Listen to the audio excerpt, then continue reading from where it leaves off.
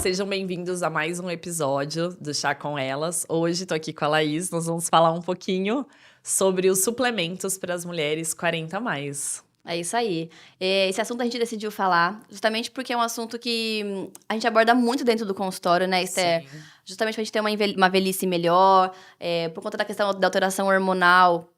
É muito comum mulheres ter vários sintomas e que a gente pode vir a melhorar muito quando a gente pensa em colocar alguns suplementos para poder ajudar essas mulheres, E né? muita gente tem dúvida, né? Que suplementos que pode tomar, quais não. O ideal, claro, né, que o paciente passe por uma consulta, por uma avaliação, para entender qual realmente é a necessidade dele.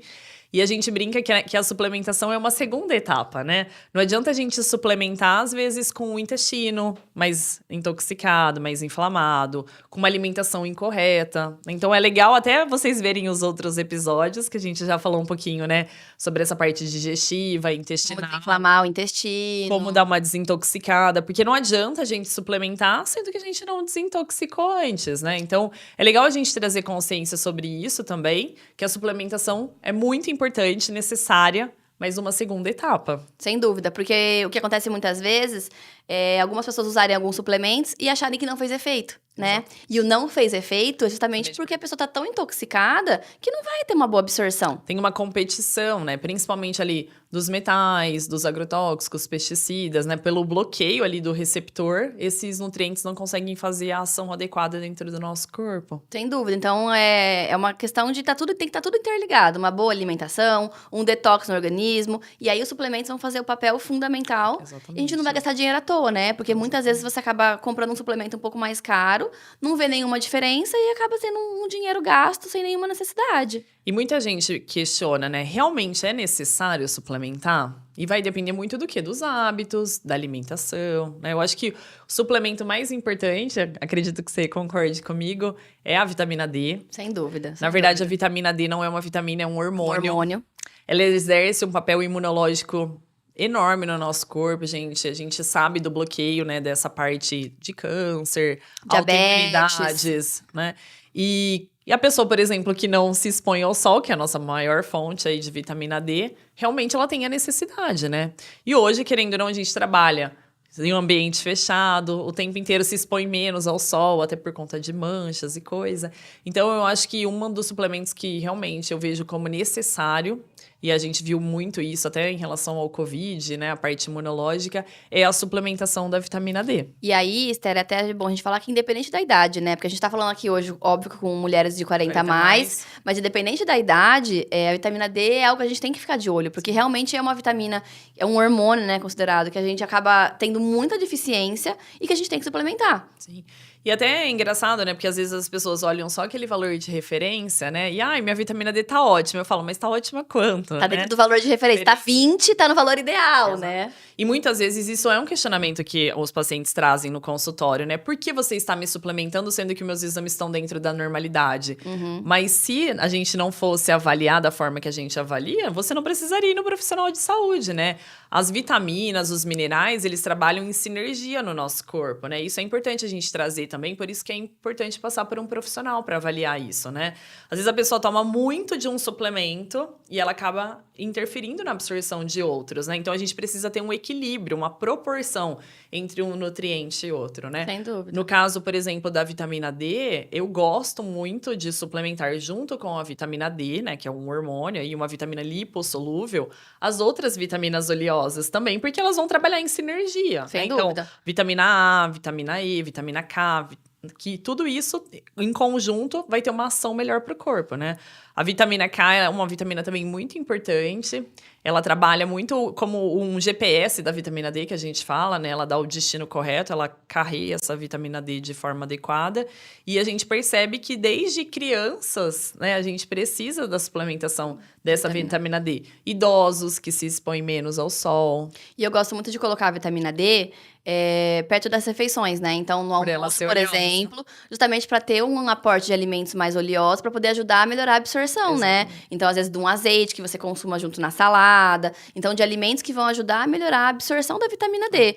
Isso é importante a gente falar também, né? Porque às vezes a pessoa viaja ou compra por conta e não se preocupa com a forma que a vitamina tá também, né? E a gente tem N formas de apresentação, pode ser em gotas, pode ser em cápsulas, cápsulas oleosas, no caso, filme óleo-dispersível. Então também é legal a gente ajustar para a necessidade daquele De cada um. paciente, qual seria a melhor forma da gente manipular, né? Ou até mesmo comprar esses ativos. Sem dúvida. Eu, particularmente, gosto da vitamina D quando a gente pensa num exame de sangue de no mínimo 40, né? O valor de vitamina D no exame, mas mesmo assim é muito relativo. Então, por exemplo, uma pessoa que tem uma doença autoimune, Exato. a gente vai ter um valor de vitamina D, um valor maior. É o que Entre 60 e 80, né? É o que eu busco. Um paciente oncológico. Sem dúvida. Mas é importante a gente falar isso porque realmente a gente acaba achando que é só uma vitamina e que a gente não precisa consumir. Até em países muito frios, o governo obriga, né? E o valor de referência, inclusive, é diferente. É diferente, né? porque realmente a gente precisa dessa vitamina. Então, é mais do que fundamental a gente dosar ela no nosso sangue, ver o valor que tá. E aí, procurar um profissional para poder orientar a melhor dosagem. A gente pode consumir diariamente ou também de uma maneira uma vez por semana. Doses cavalares semanais, né? Doses maiores, e aí vai de cada um, dependendo do valor de referência, né, Esther? Além dessa parte imunológica, a vitamina D também exerce um papel muito bacana em relação à saúde dos ossos, né?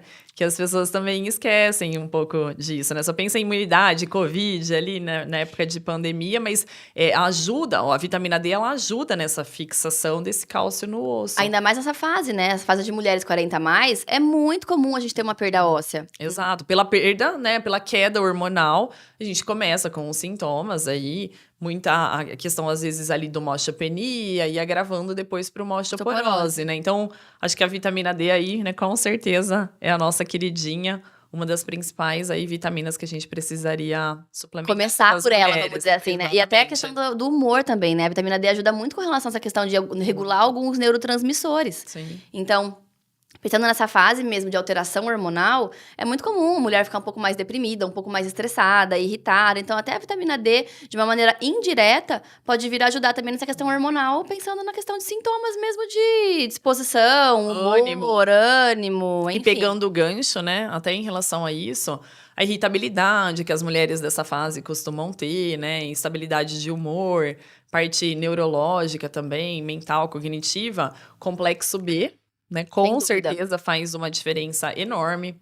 Para a parte imunológica também, o complexo B a gente percebe, né? E eu acho que a principal epidemia que a gente está tendo, tanto em relação à baixa da vitamina D, mas também a baixa da vitamina B12, né? Isso é muito comum a gente pegar no consultório, muitos pacientes com queda da vitamina B12, né? Precisa suplementar a gente de uma forma que seja ativa. Acho que isso é importante a gente trazer também. Sem dúvida, porque a absorção acaba sendo deficiente. E até também outro ponto que a gente tem que falar, quando pensa em B12, é olhar essa questão dessa desbiose que a gente falou nos outros episódios. Exato. Porque se a pessoa tem uma desbiose de estômago, sim, ela vai ter uma dificuldade de absorver B12. Então, já naturalmente. Pacientes bariátricos, por exemplo, têm muita dificuldade com a B12 justamente por conta disso. Ou quem usa os óis da vida, né? Vida também. Então, já vai ter uma dificuldade de conseguir absorver. Muita medicação compete com o complexo B, né? Isso é importante a gente falar, que às vezes o paciente está em uso da medicação, né? A própria metformina, por exemplo, né?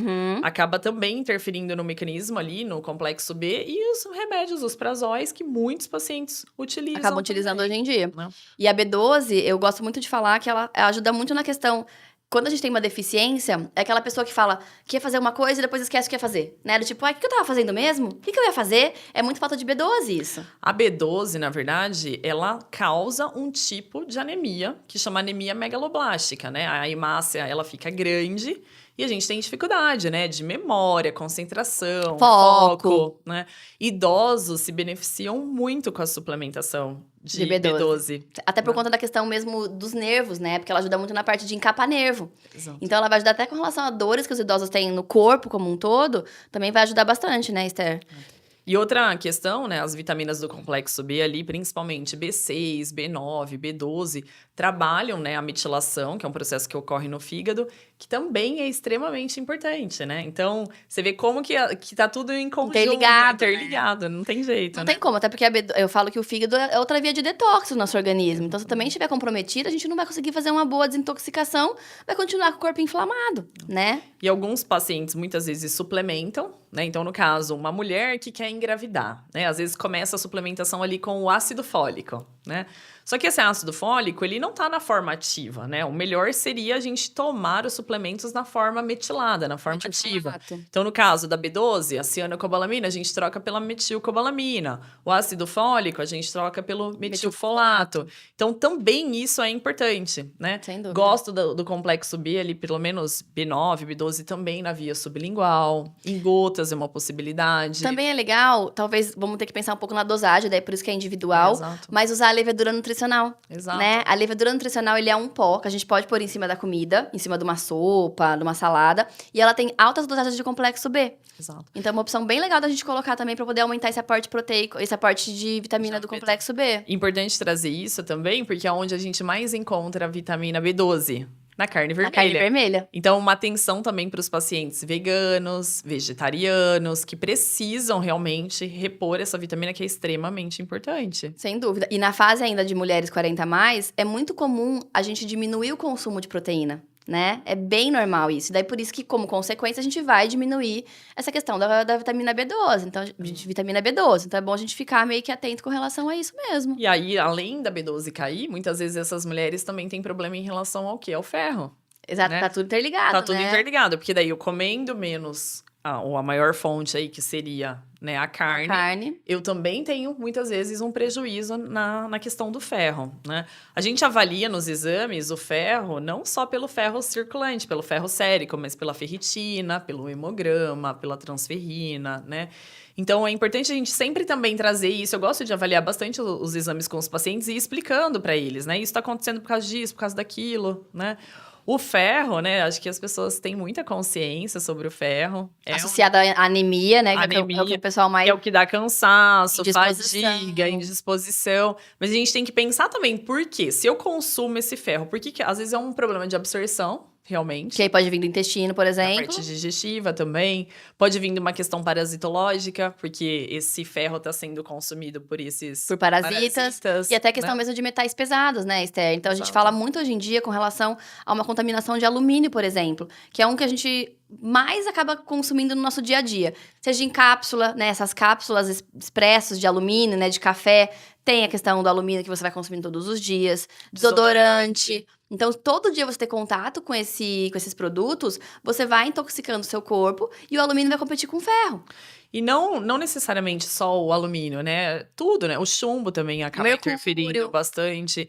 E isso tá em tudo, né? Não só nos alimentos, ali por conta dos defensivos agrícolas, mas a gente também tem através da água que a gente ingere, a água que a gente toma banho, né? Os produtos de higiene, os cosméticos, os produtos de limpeza. Então, assim, é difícil quem não está exposto e quem não está se intoxicando, não tem jeito. Alto. Por isso que é tão necessário a gente ir dando esse suporte pro corpo e dando esses mecanismos do corpo desintoxicar. Exato, porque senão a gente pode pensar, nossa, então como é que eu vou fazer? Vou ter que viver numa bolha, né? Porque se for assim, tudo vai me intoxicar. E é óbvio mesmo que um pouquinho a gente vai acabar se intoxicando, mas é usar estratégias para conseguir realmente e as trocas também, isso, né? Então, que tipo de água que eu posso utilizar que não tem tanto problema, né? Usar um desodorante sem alumínio. Trocar a cápsula ali, o café que você toma em café de cápsula por um café, às vezes, coado, de melhor qualidade. Então, é possível, né? Trocar a panela. Exatamente. Né? Não é uma coisa que a gente precisa fazer tudo ao mesmo tempo. Mas tendo consciência, a gente pode ir trocando. Mudando aos pouquinhos mesmo. Aos pouquinhos, né? Porque, querendo ou não, é muito comum isso. A gente pega um exame de ferro, por exemplo, e aí o que alguns profissionais fazem? Vamos dar ferro. Exato. E mesmo assim não vai adiantar muitas vezes. E qual é a causa da deficiência tá desse ferro? Às vezes, no caso dessas mulheres, pode ser o quê? muito fluxo menstrual, eu acabo perdendo também. Então, não é um problema, às vezes, da ingesta ou da metabolização, da absorção desse ferro. É um problema, às vezes, da perda, realmente, né? Exato. E aí, preciso controlar o quê? Esse ciclo hormonal. E essa questão do ferro também, a gente tem que pensar que aí tá associada a uma queda de ferritina, e aí é óbvio que vai cair um pouco mais de cabelo. Unha fraca. As unhas ficam fracas. Então, cansaço. Então, são todos sintomas que a gente tem que analisar, porque são indícios mesmo de que é um indicativo de que tem algum mineral, algum nutriente que não tá legal e que a gente tem que fazer um exame para poder avaliar e depois pôr em ordem, né? Pôr a casa em ordem. E essa questão da sinergia dos nutrientes também, né? Então, para ter uma absorção correta do ferro, eu também preciso de vitamina C. E às vezes o paciente também não tem uma ingesta de vitamina C de maneira adequada. Sem dúvida. Então, é legal a gente trazer para vocês também consciência de que não é só um suplemento, não é algo isolado. A gente tem que trabalhar o conjunto e entender qual é a causa dessa deficiência ou dessa baixa desses nutrientes. Exatamente. Né? Então, assim,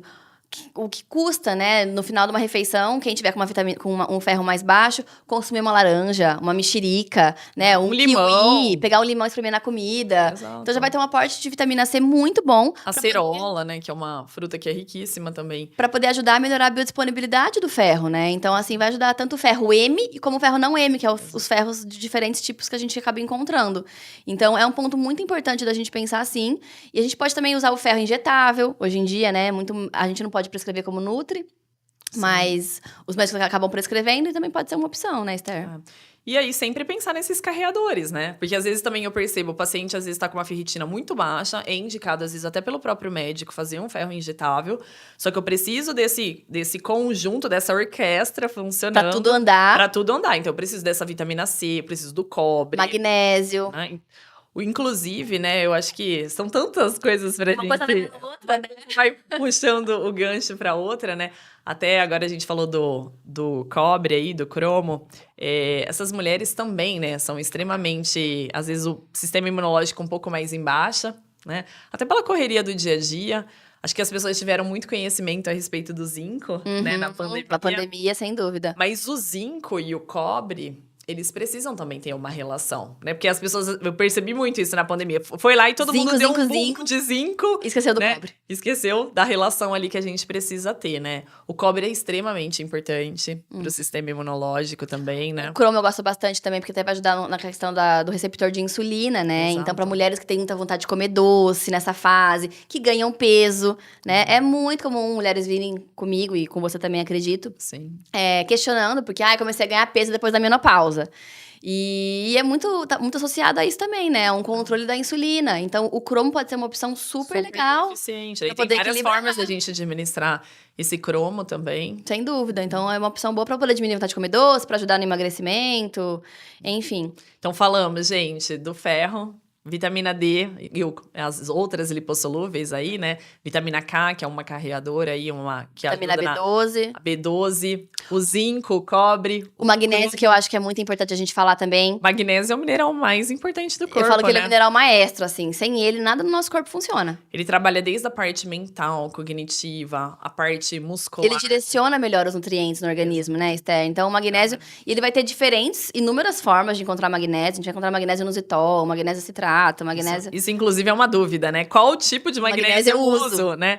Mas o uso do magnésio vai estar relacionado justamente a isso. Qual é o seu sintoma? E pra que eu quero, né? Se é pro sono, às vezes um magnésio inositol, bisglicinato, vai ser um pouco melhor. Às vezes pra parte mental e cognitiva, a gente utiliza outro tipo, né? Então, vai depender muito de qual é a função que a gente quer desse magnésio em si. Exatamente, né? Mas realmente, assim, não dá pra viver sem magnésio. Né? Não, sem dúvida. É um dos minerais mais importantes, pra mim é o mais importante por conta da cascata que ele tem ali, né? Ele ajuda na fixação do cálcio no osso, ajuda nessa parte mental. Ele direciona, né, os nutrientes de uma maneira muito mais assertiva. Então, é como se, sem ele, os nutrientes não conseguiriam chegar de uma maneira tão correta no nosso organismo, né, Esther? E o nosso solo hoje tá pobre em magnésio, né? Então, até por isso que a gente fala tanto da suplementação do magnésio em si, né? E essas mulheres 40 mais se beneficiam muito, né? Principalmente em relação também ao quê?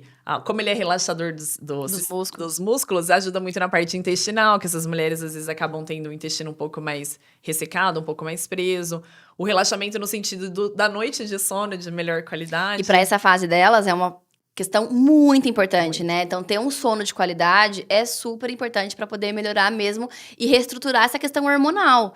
Então, a gente tem que olhar o sono com outros olhos também nessa fase de 40 a mais, sem sombra de dúvidas. Outro nutriente que, assim, eu vejo muita importância, que às vezes as pessoas esquecem, e é até fácil a gente conseguir através da alimentação, o selênio, né? Que é um antioxidante maravilhoso, auxilia na detoxificação do corpo. Ajuda né? muito na parte estrutural, cabelo, pele, unha. Tireoide, também o selênio Tireoide. auxilia, né? O maior fonte aí que a gente tem seriam nas oleaginosas, né? Castanha do Pará, por exemplo. Aquelas manchinhas brancas na unha que a gente tem, um dos indicativos é falta de selênio. Então, sabe? Também. Zinco também. Então, é legal a gente analisar esses sintomas, porque tá tudo interligado, né? Não tem jeito. E pensando aí nessas mulheres de 40 a mais, o que eu gosto muito de prescrever também, Esther, é a questão de proteína, né? Porque é uma fase que a gente tem uma perda proteica. Muscular, né? Óssea também, perda né? óssea. Então, é mais do que legal a gente colocar ou uma proteína na forma de um colágeno, ou um whey protein, dependendo da pessoa se ela conseguir ter uma boa absorção, ou um beef protein. Então, tem um aporte proteico aí pra poder ajudar também a melhorar essa construção muscular, né? E a própria manipulação também, às vezes, dos aminoácidos essenciais, Sem né? dúvida. Que também é uma opção. A proteína a gente vai utilizar quando realmente o paciente tem a necessidade, né? Após exercício físico, auxilia muito nessa questão muscular, né? Porque realmente essas mulheres vão perdendo um pouco mais e também a dificuldade na ingesta, Isso que eu ia né? falar, De bater a meta poder ali. bater a meta de proteína por Exato, dia, né? Que é difícil realmente a gente conseguir bater a meta. E às vezes até para equilibrar a questão de carga, índice glicêmico que a gente vai trazer depois para vocês em outros episódios. Mas ali a gente tendo uma proteína associada ao consumo desse carboidrato, a gente consegue equilibrar e não gerar tantos picos glicêmicos E também. aí entra naquele ciclo, comendo um pouco mais de proteína, você fica mais saciada, você vai acabar comendo menos, como consequência você emagrece. Então, naquele ciclo que a gente sabe que toda mulher nessa fase também acaba tendo um pouco mais de dificuldade, E a proteína né? é estrutura, né? Não só da parte muscular, da parte óssea, cabelo, né? Então, realmente, a gente tem uma necessidade proteica, e aí é legal chamar atenção também, principalmente para quem é vegano, vegetariano, para se atentar, bater essa meta de proteína por dia, né? Porque senão, o que eu percebo? O paciente começa a comer muito em proporção, né? A aumentar ali a proporção do quê? Do carboidrato. Do carboidrato. Que é o que vai gerar alguns problemas, né? Se a gente não conseguir equilibrar. O problema não tá em si comer o carboidrato, mas qual é o tipo do jeito carboidrato certo, que eu no como. horário certo, né? Tudo Exato. isso interfere. E também falando com relação, já que a gente pegou esse gancho da atividade física, a creatina. Muito Né? maravilhosa, Pra essa né? fase delas é muito, muito, muito importante. Eu acho que se for pensar, é um dos suplementos mais antigos e mais estudados. Mais seguros também, Mais porque seguros. tem muita... E as pessoas têm muito receio, muito medo da creatina. Pro rim, né? Então tem muito isso hoje em dia. Mas eu percebo ali a melhora, principalmente em idosos também, do uso da creatina. Pra parte cognitiva é muito bom, Pra né? parte mental, cognitiva é sensacional. Recuperação muscular, força também, né? É. E, consequentemente, se eu tenho mais força, eu acabo, né, executando o exercício melhor. Também vou ter um resultado melhor em Na relação parte estética. à parte muscular. Eu ganho de... Sem dúvida. E aí, quando a gente pensa na creatina, muita gente me pergunta: ai, Laís, mas eu posso consumir só em dias de treino? Não, né? A creatina, ela tem um efeito de saturação, né? saturação. Então, ela tem que ser consumida todos os dias. Sim. Independente do horário, daí você pode realmente conversar com o profissional que você, né, tá passando pra poder orientar a melhor forma, mas tem que ter um consumo diário. Mesmo treinando, não treinando, sábado, domingo, independente disso, tem que ter esse consumo diário mesmo, né, Esther? Isso. E doses seguras de 5 gramas. daí vai 3 gramas, depende muito do peso do peso paciente, também. da indicação, né, que ele vai ter. Mas é legal a gente trazer essa questão realmente da massa muscular, né? E em relação também à saúde óssea dessas mulheres, que a gente tem que pensar, né? A suplementação em si, gente, do cálcio é algo que é muito controverso, né? Uhum. Hoje a gente fala muito mais de trabalhar em relação ali a exercício de força, né? Ter a musculação, ter esse impacto ali, ter essa vitamina D para auxiliar. O magnésio para O auxiliar. bório, que é extremamente boro. importante, né? Então, existem outras formas da gente trabalhar. O cálcio, do que dá o cálcio em si. Exato. Né? E o cálcio é algo muito fácil da gente conseguir através da alimentação, né? O gergelim, por exemplo, é uma ótima fonte de cálcio. Uhum. A gente tem que pensar também muito, eu acho que é legal trazer isso para quem está nos assistindo, a questão da biodisponibilidade, Dos alimentos. da absorção. Porque às vezes a gente pega, por exemplo, um leite, né? Um copo de leite. Tem cálcio lá dentro? Tem muito cálcio. Mas qual é a absorção desse cálcio? A biodisponibilidade? É uma biodisponibilidade baixa. Então, acaba não valendo a pena, né? Pela questão do consumo do cálcio. O gergelim, por exemplo, já não tem um teor tão alto de cálcio, mas uma biodisponibilidade muito alta, que faz ser um alimento fonte. Então, ou seja, tudo que tem de cálcio lá dentro, a absorção é muito maior pro nosso corpo, Mais né? potente. Mais potente. E até você falando do gergelim, a gente pode até meio que fechar esse bloco falando com relação às sementes, né, Esther? O ciclo das sementes, né? O quanto elas são importantes para essa questão dessa fase das mulheres que estão entrando na menopausa, mulheres mesmo que já estão com 40 a mais e que querem melhorar essa questão hormonal, porque gergelim, semente de abóbora, linhaça, chia, são sementes muito legais para regular o hormônio. Isso. E querendo ou não, né, essa questão de regular os hormônios, muitas mulheres acabam se preocupando quando já entram na menopausa, né? E é o que eu tento trazer. A gente pode trabalhar também de forma preventiva, não só através da alimentação, mas através da suplementação, em conjunto com o próprio médico, né? Atividade física. Porque essas mulheres, o diagnóstico da menopausa, na verdade, é um diagnóstico tardio, né? A mulher fica ali 1 ano sem menstruar para realmente ter esse diagnóstico. Mas o corpo dá sinais, né? E muitas mulheres, infelizmente, hoje estão entrando, né, no climatério muito cedo. Então, é importante a gente também ter essa percepção do corpo em relação a sinais e sintomas, que é o que a gente tanto fala, né? Sem dúvida. Então, assim, presta atenção, né? Comecei a ter um pouco mais de calor, ressecamento vaginal. Libido baixa. Irregularidade no ciclo menstrual no humor. Então, são coisas que chamam a atenção e que a gente pode trabalhar durante esse período que antecede a menopausa, que é o climatério, através dessas estratégias que a gente colocou. E são coisas tão fáceis, né, Esther? Então, pegar um gergelim, pôr em cima da salada, uma semente de abóbora. É até legal, porque são coisas um pouco mais crocantes, que vai ativar mais saciedade também. Muito, né? E, por exemplo, até, né, trazendo o óleo de prímula também, que é maravilhoso para modular essa parte prímula, borragem, né? Maravilhoso para modular também essa parte do eixo hormonal feminino. Sem dúvida. Na TPM também, né? Então, também é bem legal usar o óleo de prímula. É uma opção também. Uma opção super boa. Mas é isso. Então, espero que tenham gostado desse nosso tema com relação a suplementos. Quais suplementos usar, né? Se tiverem dúvida com relação a alguns, manda pra gente nos comentários aqui que a gente vai adorar responder vocês. E espero que vocês gostem do nosso próximo episódio, que tenham gostado desse. E até a próxima.